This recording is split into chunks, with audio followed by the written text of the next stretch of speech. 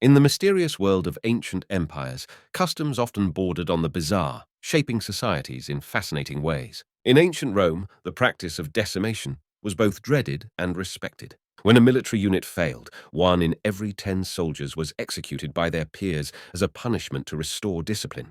Meanwhile, the Achaemenid Persians had a peculiar way of burying their kings. They placed them in cave tombs high above the ground, inaccessible and seemingly untouched by time. Across the ocean, the Mayans performed ritual ball games where the stakes were life and death. Some of these games ended with the losing team being sacrificed, believed to appease the gods. The Celts, known for their warlike nature, preserved the heads of their enemies as trophies, believing them to possess the victim's spirit. These strange customs, while unsettling, were deeply embedded in the belief systems of their time, offering a glimpse into the values and fears that guided ancient civilizations. Like and subscribe to stay tuned for more intriguing tales of the past.